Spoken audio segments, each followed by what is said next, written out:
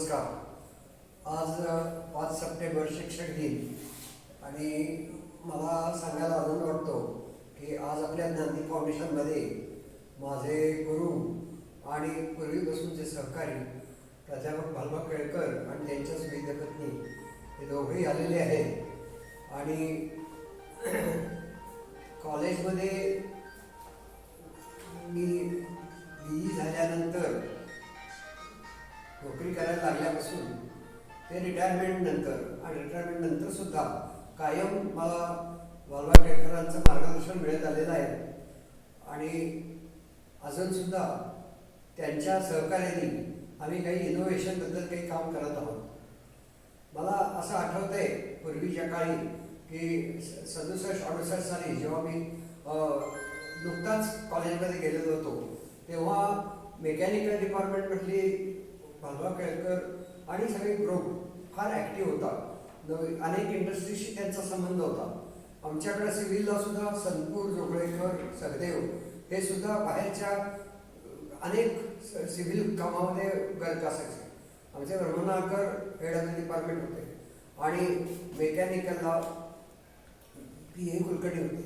तर या सगळ्या ग्रुपमध्ये मी आपोआप सामावून गेलो आणि मलाही असं वाटायला लागेल की आपण कधी करावं.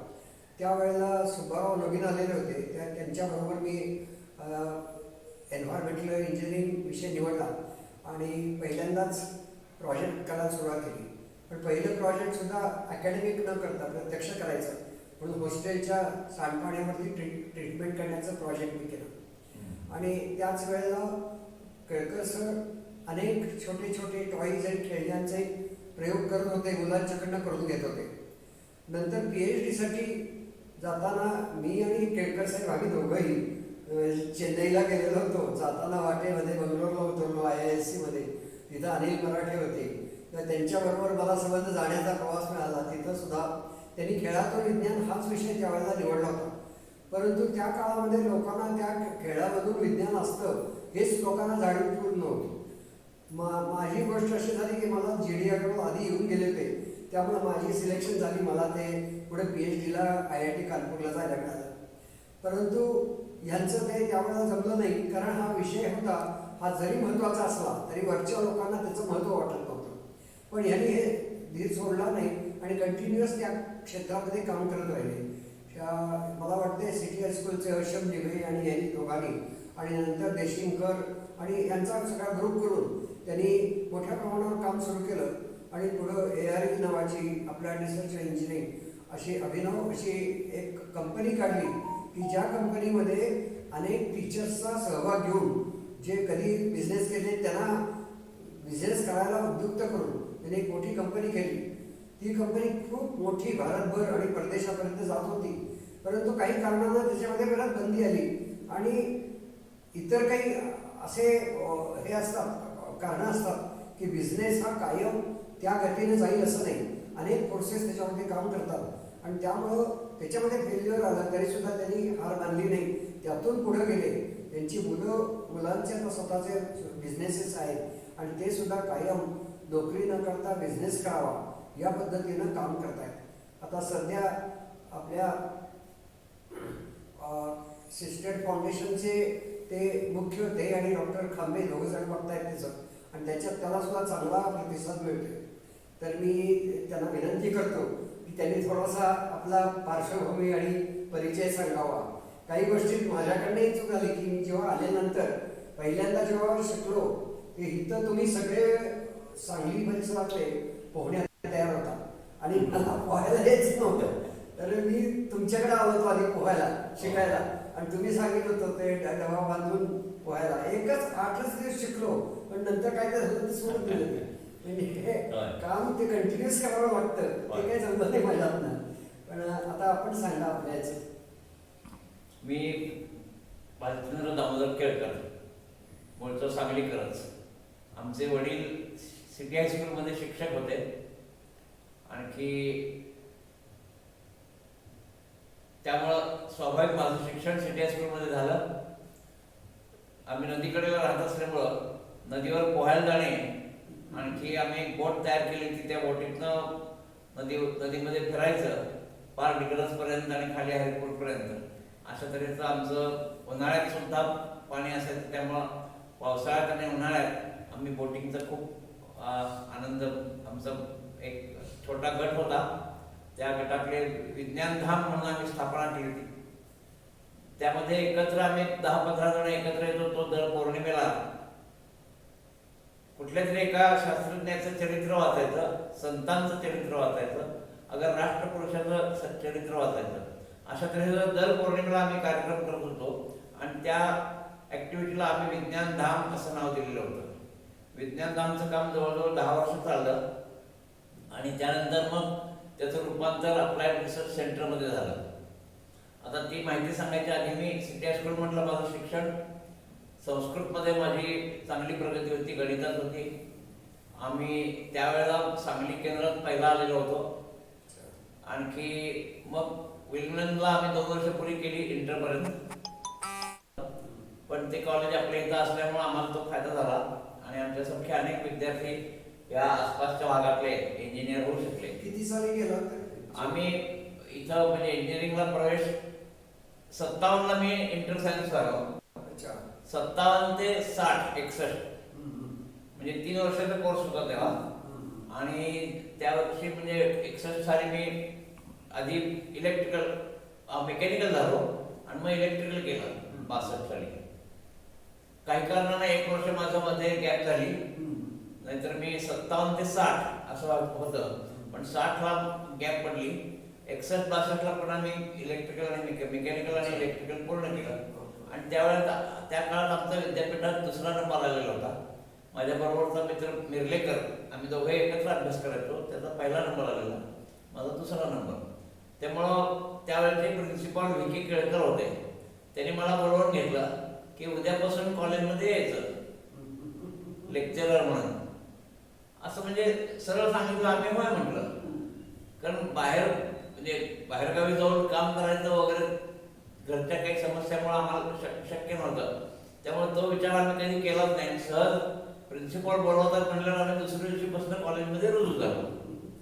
म्हणजे 61 पासून मी कामाला लागलो.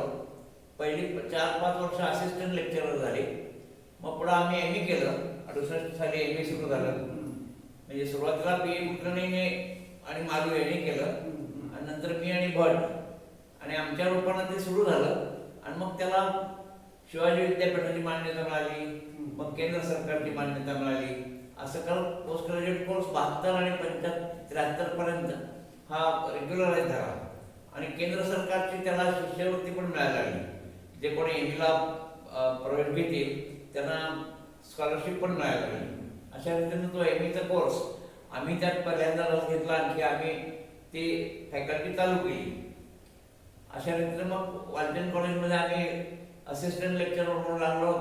असिस्टंट लेक्चरर तर मग लेक्चरर, प्राध्यापक असं करता मी 73 साली मी प्राध्यापक झालो. दरम्यान आमचं ओरिएंटेशन टेक्निकल नोहाव मध्ये वाढ व्हावी आणि आपण उद्योगात सुद्धा आपल्या विद्यार्थ्यांनी उद्योगात भर घालावी, म्हणजे उद्योगी एंटरप्रेन्योरशिप करावी, अशा तऱ्हेचे आमचे विचार होते. आपल्याच विद्यार्थ्यांनी इनोव्हेशन केलं पाहिजे आणि उद्योग पण काढले पाहिजे असे विचार होते. त्या विचारांनी आमची 10-20 जणांचा ग्रुप होता. त्यातले 8-10 शिक्षक होते, 8-10 विद्यार्थी होते. मग ते वालचंदमध्ये शिकून पुढं नोकरीला लागले कारखान्यामधनं. तरी सुद्धा आमच्याशी ते संपर्कात होते. फाटक सरांचा मला वाटतं फाटक सर ह्या सगळ्या गटामध्ये आमचे ग्रुप लिडर असलेलेच होते. त्यांच्या घरी आम्ही जमायचो. कधी महिन्याकाठी पार्टी व्हायची आणि त्यानिमित्तानं सगळे एकत्र यायचे. तेच विचार पुन्हा तिथं बोलले जायचे की आपण काहीतरी केलं पाहिजे. मग एक दिवस फाटक सर म्हणाले की नेहरूंनी काय केलं पाहिजे देशासाठी हे आपण बोलायला नको, आपण काय करू शकतो ते चालू करूया. असं म्हणून मग आम्ही एक अप्लाइड रिसर्च सेंटर जे आमचं पहिलं होतं ARC, त्याचं रूपांतर ARE applied research and engineering अशा नावाची आम्ही कंपनी स्थापन केली. त्यामध्ये वालचंद कॉलेजमधले काहीतरी 10-12 शिक्षक, 10-12 विद्यार्थी असे शेअर होल्डर आणखी डिपॉझिटर वगैरे अशा रूपानं समाविष्ट होते. आणि तो ग्रुप आमचा ऍक्टिव्ह होता. दर महिन्याला आम्ही एकाच्या घरी जमायचं डिझाईन ग्रुप म्हणून. आणि मग डिझाईन आपण काय करावं वगैरे अशा तऱ्हेची चर्चा व्हायची. आणि मग त्यातून हळूहळू असं ठरलं की आपण कंझ्युमर प्रॉडक्ट करण्यापेक्षा इंजिनिअरिंग कॉलेजची लॅबोरेटरी इक्विपमेंट डेव्हलप करावी. कारण त्या काळात इंजिनिअरिंग कॉलेजच्या सिलेबसमध्ये एक्सपेरिमेंट अशी काही गोष्ट नव्हतीच, म्हणजे लॅबोरेटरी इक्विपमेंट फारशी नव्हतीच. आणि परदेशी होत्या मला वाटतं. म्हणजे मुळात काय होतं माहिती का, बॉयलर, मोठे 2 बॉयलर होते, 2 gas engine, 1 petrol engine, 1 diesel engine, अशा तऱ्हेची मोठ्या इक्विपमेंट होत्या. पण बेसिक प्रिन्सिपल समजावून घेण्यासाठी जे प्रयोगाची आवश्यकता असते ती कुठं नव्हती, कुठल्या विषयात नव्हती. आणि अशी जवळजवळ प्रत्येक फॅकल्टीमध्ये 4-5 विषय असे असायचे की त्यामध्ये प्रयोग मुलांनी केले पाहिजे तर बेसिक फंडामेंटल्स क्लिअर होतील. पण त्या काळात तशी काही सोय नव्हती. परदेशी इक्विपमेंट यायच्या, पण ते सगळ्या याच्यात डिफेन्सच्या लॅबोरेटरीमध्ये वगैरे जायच्या का, तर इम्पोर्टेड लायसन्स त्यावेळेला सामान्य इन्स्टिट्यूटला मिळायचे नाही. अगर मिळाले तरी ते फॉरेन एक्सचेंज म्हणून नसायचं, त्यामुळे ती परदेशी इक्विपमेंट आपल्याकडे येत नसेल. मग त्याची लिफलेट आम्ही मिळवली. प्राध्यापक गणेशराव हे फाटक सरांचे मित्र, ते लंडनला जाऊन आले. तिथल्या काही त्यांनी लॅबोरेटरी बघितल्या आणि तिथली लॅबोरेटरीची त्यांनी कॅटलॉग घेऊन आले. मग त्यातले काही प्रयोग बघून आम्हाला असं वाटलं की आपण हे करूया. मग ते केवळ चित्र बघून आम्ही आमच्या पद्धतीने विचार करून आपलं सिलेबस गुणे पण होते ना. आता हे सगळं करताना आमच्या बरोबर विद्यार्थी असलेले आणखी नंतर मग किर्लोस्कर ऑइल इंजिन मध्ये लागलेले नारायण गुणे असे होते, सुधीर राशीनकर होते, प्रभाकर रास्ते म्हणून होते. म्हणजे आमच्या गटात असेच विद्यार्थी. आणखी गंमत काय होती, आम्ही एका बाजूला कॉलेज मधले टीचर, एका बाजूला विद्यार्थी परिषदेचे कार्यकर्ते, अभाविक एबीव्हीपीचे आम्ही सगळे कार्यकर्ते होतो, एका बाजूला संघाचे स्वयंसेवक. त्यामुळं सगळीकडं एकत्र भेटताना देशासाठी आपण काहीतरी केलं पाहिजे ही भावना फार प्रज्वलित आणखी ती आमच्या सगळ्यांचे कॉमन पॉईंट होता.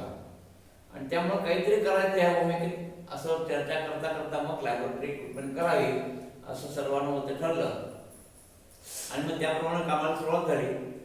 मग सुरुवातीचे काही प्रयोग आम्ही गावातली एक वर्कशॉप त्याच्याशी मैत्री करून त्याला म्हणजे भाडं देऊन आम्ही त्याच्याकडे काम करत असो संध्याकाळच्या वेळात.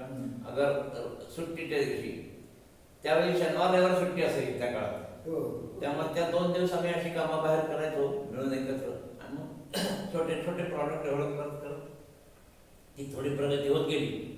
ह्या सगळ्या काळामध्ये आम्हाला वालचंद कॉलेजचे जीसी कानेटकर म्हणून जे प्रिन्सिपल होते, विके केळकर नंतर जीसी कानेटकर आले, गोचिम कानेटकर. तर त्यांचं सहकार्य असायचं. सहकार्य म्हणजे गायडन्स.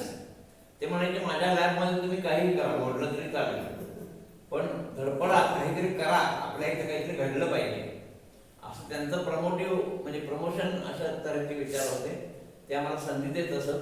कुठलेही प्रयोग करायला आम्हाला बाहेर जायचं झालं तर ते सहज त्यांना पत्र लिहून, उदाहरणार्थ हिंदुस्थान एरोनॉटिक्स HAL, त्यांना पत्र लिहून आम्ही त्या लॅबोरेटरीला भेट देऊन आलो. विमान उद्योगातलं एक लॅबोरेटरी आपली बंगलोरला जी आहे त्याला आम्ही भेट देऊन आलो. त्यानंतर BARC बाबा ॲटॉमिक रिसर्च, ते मुंबईला ट्रॉम्बेला आम्ही सरांनी पत्र लिहिलेलं, आम्ही तिथं गेलो, ते बघितलं. म्हणजे तिथल्या ज्या काही एक्सपेरिमेंटल लॅबोरेटरी होत्या, एक्सपेरिमेंटल स्ट्रेस अनालिसिस लॅबोरेटरी होती, तेव्हा काकोडकर हे आमच्याकडं तिथे नुकते लागलेले होते. मग त्यांच्या मदतीनं आम्ही तिथली काही इक्विपमेंट आणि स्ट्रेनगेज इक्विपमेंट आम्ही कॉलेजमध्ये आणली आणि त्याच्यावर आम्ही प्रयोग केले. म्हणजे असं वातावरण इतकं खुलं होतं, आणखी प्रेरणा देणार होतं की कानेटकरांची आम्हाला कुठल्याच गोष्टीत हे असायची नाही. म्हणजे अडचण कुठली आली तरी लगेच त्यांच्याकडे उत्तर तयार असायचं, आणि तुम्ही जावा बाहेर कामं करा. त्यांच्या प्रेरणेतनं आम्ही मद्रासला पहिले इंटरनॅशनल टेक्निकल एक्झिबिशन झालं. जे first India international technical exhibition ते मद्रासला भरलेलं होतं.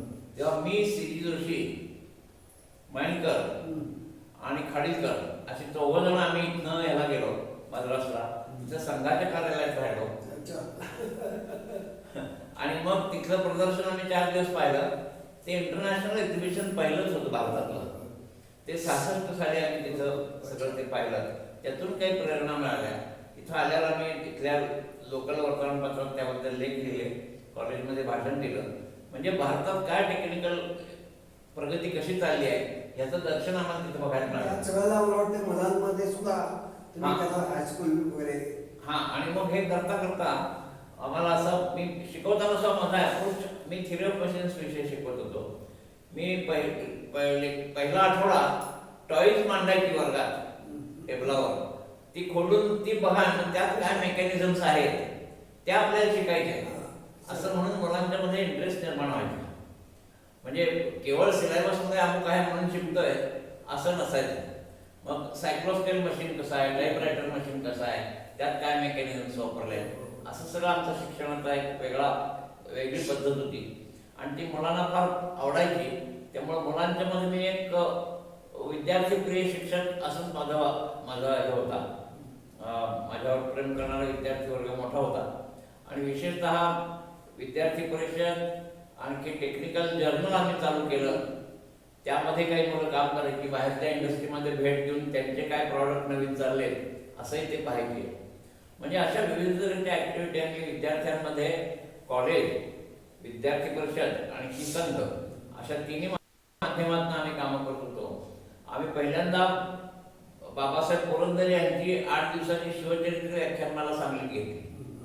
ती राजवाड्यात भरत असेल. संध्याकाळी 9 ते 11 मोठ्या प्रमाणात 10,000-12,000 लोक यायचे. 10 दिवस चाललेलं होतं. तर असं एक ग्रुप ऍक्टिव्हिटी आमची सगळ्यांची वेगवेगळे कार्यक्रम. मला असं आठवत आहे तुमच्याकडं सारखे नवनवीन काहीतरी प्रयोग चाललेले असायचे की त्या याला काय क्रॅक कशा पडतात, मग ते त्याला स्ट्रेनर्स लावून काय काय नवनवीन प्रयोग करायचे. आम्हाला सुद्धा बघायला. त्यामुळे आमचे सुद्धा काही आम्ही इक्विपमेंट करायचे, तुमच्याकडनं करून घ्यायचो. आणि त्यावेळेला आम्हाला असं लक्षात आलं की आपल्याला सुद्धा असे काही इक्विपमेंट करायला पाहिजे. आणि मुख्य म्हणजे सगळ्या डिपार्टमेंटचं एकत्र काम होतं. इलेक्ट्रिकल, मेकॅनिकल असं सेपरेट भाग नव्हते. प्रत्येक टीचर्स एकमेकांकडे जेवायला असायचे. उदाहरणार्थ सिव्हिलला जोगळेकर, सुब्बाराव, नंतर रानाडे, करंदीकर असे सगळे लोक आमच्या गटात काम करायचे. इलेक्ट्रिकलला देवधर, आत्रे, मराठे, पाटक. आणि नुसतं कामच करताना नव्हे, इव्हन दुपारचा डबा खाताना सुद्धा सगळ्या डिपार्टमेंटची लोक एकत्र.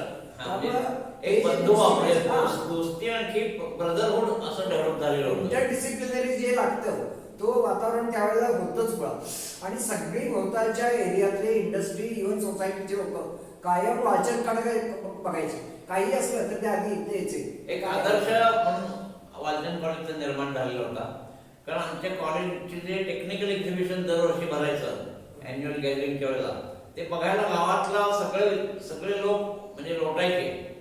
म्हणजे हजारोने नागरिक, विद्यार्थी आणि शाळेतले विद्यार्थी असे ते टेक्निकल एक्झिबिशन बघायला यायचे. आणि ते टेक्निकल एक्झिबिशन मध्ये भाग घेण्यासाठी आम्ही आमच्या मुलांना प्रवृत्त करायचो. मग ते वेगवेगळे मॉडेल्स तयार करायचे, मग ते त्याच्यात मांडायचे. असं करत करत मग आपण लॅबोरेटरी इक्विपमेंट पण करूया असं त्यातनं. आता ती त्यांची एआरई पुढे एवढी मोठी झाली की मी त्यांच्याबरोबर लोणावळ्याला वगैरे शिबिराला गेलो होतो तेव्हा ते सिमेंटच्या अधिकाऱ्यांशी आम्ही चर्चा केली होती. ग्लोबल व्हायचं सगळं चाललेलं होतं.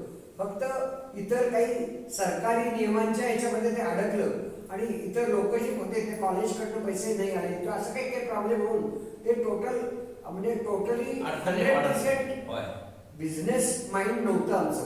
मेनली क्रिएटिव्ह माइंड होतं आणि क्रिएटिव्ह माइंडला इतर बिझनेस कळत नाही.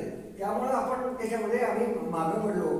परंतु क्रिएशन हे कायम चालूच राहिला. नाही, त्या काळात गंमत काय होती की तुम्ही R&D करताय आणखी प्रोडक्शन पण करताय, हे बँकांना कळायचं नाही. त्या काळात परदेशी तुम्ही एखादा डिझायनर कोलॅबोरेशन करून किंवा बँक व्यवसायाला पैसे द्यायचे.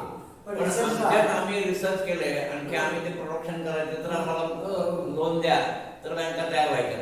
म्हणजे देशातला माइंडसेट अजून सुद्धा प्रोटोटाइपला पैसे कोण देत नाही. देशातला माइंडसेट हा तसा मागासलेला होता म्हणजे बँकांच्या दृष्टीने.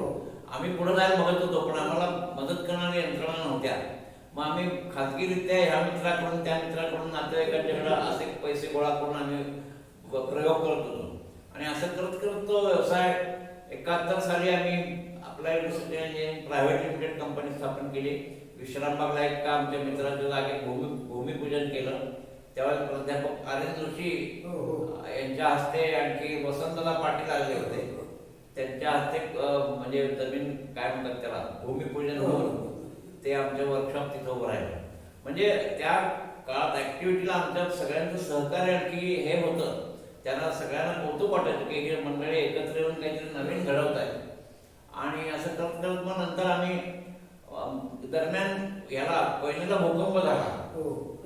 त्यावेळेला एक भूकंप झालेल्या दुसऱ्या दिवशी आमची वर्किंग टीम प्राध्यापकांची म्हणजे जोवळेकर, मी, मोहन जोशी, खांडेकर असे सगळे एकत्र येऊन आम्ही एक ट्रक सामानाचा भरून घेऊन अन्न, वस्त्र, आणखी इतर गोष्टी अशा सगळ्या गोळा करून आणि 70 विद्यार्थी बरोबर घेऊन एसटी ट्रक आणि एसटी घेऊन आम्ही तिथे गेलो.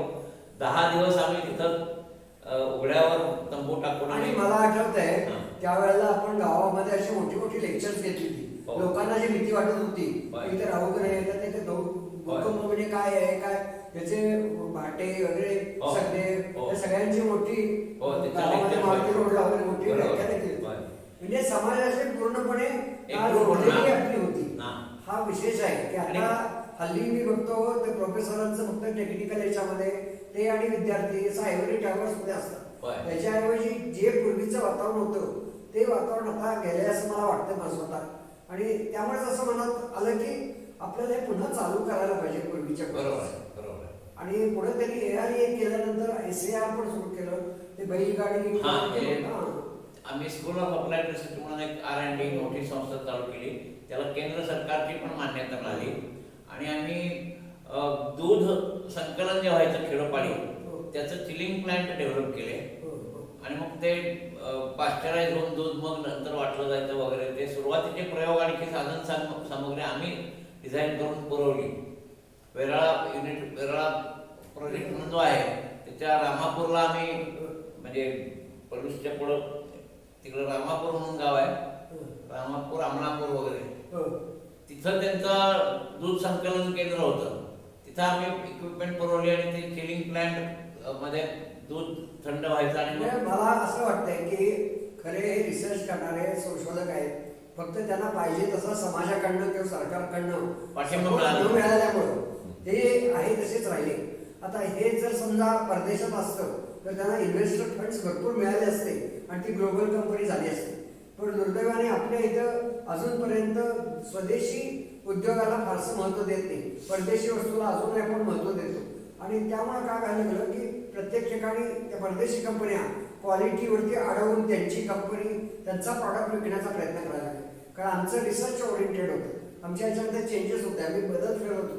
पण ते इथं टिकेना आणि मोठ्या कंपन्यांचं ते प्राइस कमी करून सुद्धा त्या आणि कुठल्याही मार्गाने ते कॉलेजमध्ये द्यायला लागले. असं थोडासा अडचण आली. पण आता सुद्धा आम्ही परत गंमत म्हणजे आम्ही जे चालू केलं की नाही प्रोजेक्ट बेस्ड टीचिंग आम्ही चालू केलं. म्हणजे मुलांना प्रयोग द्यायचे, त्यांनी ते डेव्हलप करायचे आणि मग त्याचं प्रॉडक्ट मध्ये रूपांतर करायचं. अशा तऱ्हेचे प्रोजेक्ट देऊन मुलं शिक्षणात फार रस घेऊ लागले. आणि प्रत्येक डिपार्टमेंटमध्ये अशा म्हणजे मित्र जे काम करत असत, म्हणजे स्ट्रक्चरला भाटे, AB कुलकर्णी, घाटपुरे अशी मंडळी होती. सिव्हिलला करंदीकर, सखदेव, सुब्बाराव असे सगळे लोक होते. आणखी ते प्रत्येक जण आपापल्या डिपार्टमेंटमध्ये वेगवेगळे प्रयोग करू लागले आणि त्या प्रयोगातनं नवीन नवीन इक्विपमेंट तयार व्हायला लागल्या. आणि एक तऱ्हेचं कॉलेजमधलं वातावरण हे रिअल म्हणजे इंजिनिअरिंग बेस्ड इन्क्युबेशन सेंटर म्हणजे इथं तयार होणारा इंजिनियर हा बाहेर त्याचं फार मोठ्या प्रमाणात म्हणजे त्याला स्कोप मिळायला लागला. वालचंद कॉलेज हे जवळजवळ IIT ला इक्विव्हॅलंट झालं. नाही तुम्हाला सांगतो याच्यात मला अगदी अनुभव आहे. जे आमचे IITचे चिडियागाव इथं आले होते ना, तेव्हा त्यांनी मला मुद्दाम तिकडे गेले. तिकडे त्यांचं मनात असं होतं की हे सुब्बारावचं लग्न तिथं करायचं ते, पण मला त्यांचं करायचं होतं म्हणून मी ते क्वार्टरमध्ये गेलो.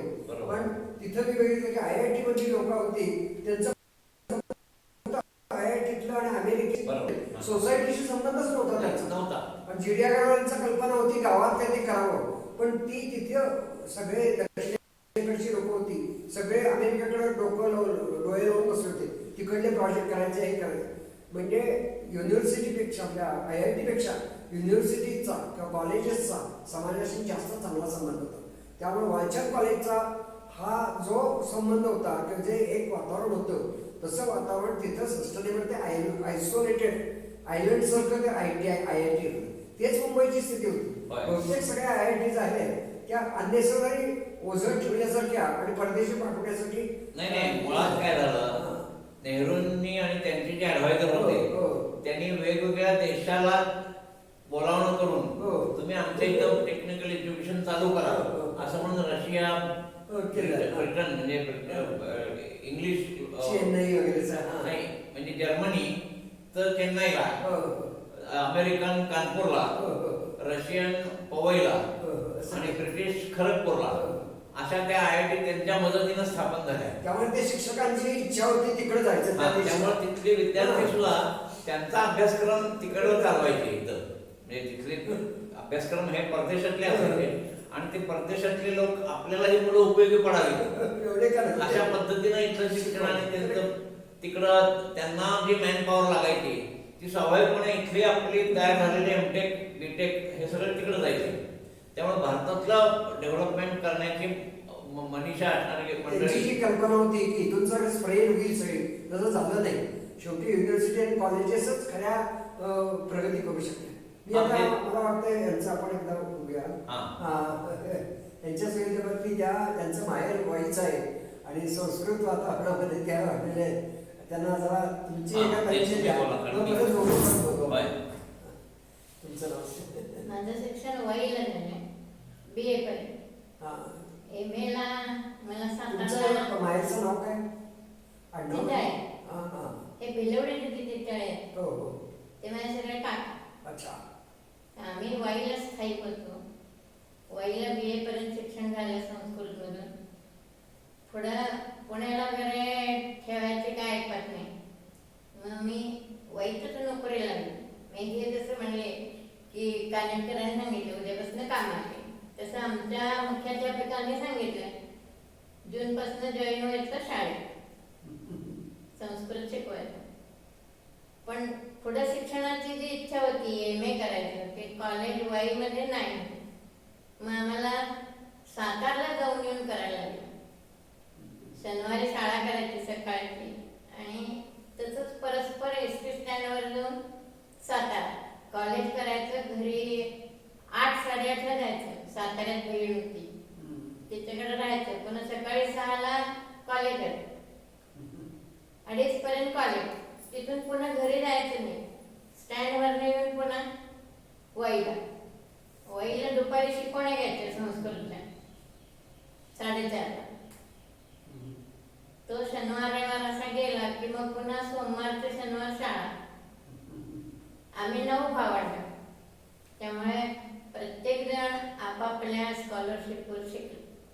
माझा एक धाकटा भाऊ न्यूरो सर्जन झाला, तो अमेरिकेत. तो आता सध्या गेला, 1 वर्ष झालं. पण प्रत्येक जण आपापल्या हिमतीवर स्कॉलरशिप मिळवून शिकलो. माझी भयंकर इच्छा होती नोकरी करायची. मी नोकरी करत MA झाले, पण त्यानंतर लग्न झालं. सांगलीत केस कोकणी, सांगलीत BEd हवं होतं. पण इथं तुमचं विलिंग्डन कॉलेजला BEd व्हा मग मिळेल. पण BEd होण्याची काय इथं शक्यता झाली नाही. त्यामुळे मी नोकरी केली नाही. पण मुलं मोठी झाल्यानंतर शिकवण्या घे कशा नोकरीच्या मागे लागली. तर तिथून साधारण 82 साली जे शिकवण्याला सुरुवात केली, याच तागात मी संस्कृत शिकवण्या घेते. म्हणजे अख्ख्या सांगलीत संस्कृत शिकवणारी मी पहिली होती. म्हणजे क्लास घेणार. बाकीचे क्लास होते, म्हणजे कसं गणित होतं, सायन्स होतं, बाकी नाही. गणित, सायन्स आणि इंग्रजी. संस्कृत घेणारे कोण नव्हतं. मी पहिले क्लास सुरू केले. आता माझेच विद्यार्थी क्लास काढून संस्कृतचे क्लास घेतात. पण आता काय झालंय, लॉकडाऊनमुळे ऑनलाईन 1-2 शिक्षक ठेवून शिकवतात. त्या नाही शिकवत. ऑफलाईन असेल तर मुले येतात, ऑनलाईनला कोणी तयारी नाही, कारण ते संस्कृत समोरासमोर जे तुमचे उच्चार ऐकून आम्हाला बरोबर का चूक कळतं, ते ऑनलाईन काही कळत नाही. आणि मुलं पाठांतर करत नाही. शुद्धलेखनाचा विषय संस्कृत तोही कळत नाही. त्यामुळं सध्या गेली 3 वर्ष, 1.5 म्हणा, लॉकडाऊनमुळे शिकवणे बंद आहेत. जे अगदी पेटलेले आहेत विद्यार्थी त्यांना फक्त ऑनलाईन शिकवते, बाकी शिकवणे बंद. आता तुमच्या मुलांच्या बद्दल माहिती सांगा. मुलं कुठं कुठं काय करतात, तुम्ही दोघांनाही सांगा. हा, मुलं इथं वालचंद म्हणजे सिटी हायस्कूलला शिकली, म्हणजे SSC पर्यंत. त्यानंतर मग विलिंग्डन कॉलेज, आणखी मग इंजिनिअरिंगला आमच्या मुलांना डिप्लोमा एक जण थोरला इथं डिप्लोमा झाला वालचंद कॉलेजमध्ये, आणि त्यानंतर वसंतदादा कॉलेजमध्ये PE करून पुन्हा ME वालचंद कॉलेजला केलं त्यांना. म्हणजे थोरला मुलगा मेकॅनिकलमध्ये ME डिझाईन झाला. धाकटा मुलगा इंटरनंतर त्याला इचलकरंजीच्या कॉलेजला ॲडमिशन मिळाली. तिथं तो इलेक्ट्रॉनिक्समध्ये पास झाला. आणखी मुलगी इथं डिप्लोमा शिकली पहिल्यांदा, आणि डिग्री वसंतदादा कॉलेजमध्ये करून ME RITला केली तिनं. म्हणजे असे 3 मुलं इंजिनियर होऊन आता 2 मुलं उद्योगात आहेत. पुण्याला उद्योग आहेत, म्हणजे पुण्याला त्यांनी 2000 साली उद्योग चालू केले. आणखी आता चांगल्यापैकी म्हणजे मेक इन इंडिया मोदींची जी हे आहे योजना, त्यानुसार परदेशच्या ऑर्डर्स मिळतात. आणखी स्पेशल पर्पज मशीन्स ती बनवतात, आणि चांगल्या पद्धतीनं त्यांचा कारखानदारी चालू आहे पुण्याला. मुलगी सुद्धा इथं घोडावतमध्ये प्राध्यापक होती. तिनं ते काम सोडून स्वतंत्र उद्योग चालू केला. एका बरोबर महेश बागनेस म्हणून आहेत, त्यांच्याबरोबर ती काम करते. केमिकल उद्योग आहे, पायरोलिसिस, प्लास्टिक पासून डिझेल तयार करणं, अशा तऱ्हेचा मोठा प्लॅन त्यांनी अमेरिकेला दिला. 24 टन प्लास्टिक तिथं म्हणजे त्याचा वापर होऊन त्याचं तेल 18 टन पर म्हणजे हे कुटुंब जे आहे ते दोन्ही दृष्टीने ज्ञानदीपशी अगदी निगडीत आहे. एक म्हणजे यांचा उद्योगप्रिय सगळी ऍक्टिव्हिटी आणि त्यांचा संस्कृत. तर माझी मिसेस पण संस्कृतची शिक्षिका होती, आणि तिला सुद्धा मी मुद्दाम म्हणजे हट्टानं 50व्या वर्षी तिला सांगितलं IT शिक, तुमचा ITचं युग आहे म्हणून. तिला कॉम्प्युटर शिकवलं. आम्ही दोघंही कॉम्प्युटर करायला लागलो. पण जेव्हा रिटायरमेंटची वेळ आली तेव्हा माझ्या लक्षात आलं की केवळ शिक्षण उपयोगी नाही आहे, उद्योग करायला पाहिजे. आणि उद्योग करायचा म्हणजे काहीतरी इम्पोर्टेड कंपनी मिळते. तसे तुम्ही जशी काढली तशी इम्पोर्टेड कंपनी मी 2000ला स्थापन केली, आणि त्यानंतर करायला लागलो. परंतु टोटल समाजाचा दृष्टिकोन प्रायव्हेट लिमिटेडकडे बघण्याचा अतिशय सदोष आहे की आपल्याला किती फायदा मिळतो असं होता, ते फायदा मिळवणार अशा वेळेला ते काही विषय चालेल. मग मी म्हटलं आपल्या टीचिंगचा फायदा घेऊन म्हणून ट्रस्ट स्थापन केला 2005ला. ट्रस्ट मध्ये निदान लोकांना फायदा तर घेत नाही असं वाटतं. मग त्याच्यातनं मग आम्ही कॉन्फरन्सेस, ट्रेनिंग वगैरे सुरू केलं. ते जवळजवळ म्हणजे परदेशात अनेक ठिकाणी सेमिनार, त्याला चांगला रिस्पॉन्स मिळतो. पण तरी सुद्धा एक मनात असं वाटलं की आपण कुठलंही करतो, हे सेमिनार असं वगैरे काय असेल, त्या लोकांची इच्छा काय असते, कुठे जॉब चांगला मिळावा. तर जॉब हे काही महत्वाचं नाही आहे, तुम्ही बिझनेस करायला पाहिजे. म्हणून माझ्या मनात असं आलं की आपल्या ज्ञानदीप फाउंडेशनचं स्वरूपच बदलायचं आणि फक्त जे बिझनेस करणारे आहेत त्यांचं एकत्र करायचं, अशा पद्धतीने आम्ही विचार केला. मध्यंतरी 18 साली आपण एकत्र आलो, आणि याच्यामध्ये वालचंदमध्ये आम्ही इनोव्हेशन सेमिनार म्हणून सुरू केलं. ते पहिलं सेमिनार झालं, त्यानंतर मीच गेलो बाहेर तिकडं, आणि माझी जी कल्पना होती की पुण्याला MT मध्ये आपल्याला इंजिनिअरिंग कॉलेज सारखा असा मोठा काहीतरी सुरू करता येईल. तिथं मी 1 लाख रुपयाची देणगी दिली. पण नंतर तिथले सगळं वातावरण बदललं आणि सगळंच थांबलं. आता इथं सुद्धा ते जे आमचे डायरेक्टर होते ते पण दुसऱ्या कॉलेजला गेले, दुसरे नवीन डायरेक्टर आले, आणि एक आमचा वालचंद कॉलेजशी संबंध तुटला गेला, MTशी संबंध तुटला गेला. त्यामुळे ज्ञानदीप आता एका बाजूला राहिले, आणि आमचं फाउंडेशन सिटेक्स फाउंडेशन सुद्धा दुसरीकडे आहे. पण आता आम्ही परत आम्ही दोघंही एकत्र येणार आहे, आणि पुन्हा त्याही दोन्ही संस्था एकत्र याव्या आणि सगळ्यांनी मिळून प्रयत्न आपल्या करावे. उद्योगाचा विकास होय. करावा. राजकारण किंवा या गोष्टी आणू नयेत. होय. विद्यादानामध्ये शिक्षक हा सगळ्यात श्रेष्ठ आहे. होय. आजच्या शिक्षक दिना दिवशी मला वाटतंय आपण हे रिझर्वेशन करूया की प्रत्येक शिक्षकाने कायम विद्यार्थी राहायला पाहिजे. बरोबर. जे अगदी बरेपर्यंत त्यांनी विद्यार्थी शिकलंच पाहिजे आणि प्रत्येक विद्यार्थ्यांनी खालच्या विद्यार्थ्यांना शिकवून किंवा सोसायटीमध्ये शिकवून त्यांना ज्ञान दिलं पाहिजे. जोपर्यंत आपण हे ज्ञान देत नाही तोपर्यंत हे ज्ञान दिल्यावरच आपलं चांगलं होतं. आपण जेव्हा शिकवतो तेव्हा आपल्याला खरं कळतं. जोपर्यंत आपण करत असतो तेव्हा कळत नसतं. होय. शिकवताना लक्षात येतं की आपल्याला समजलं असलं तरी शिकवलं. बरोबर. धन्यवाद. आपण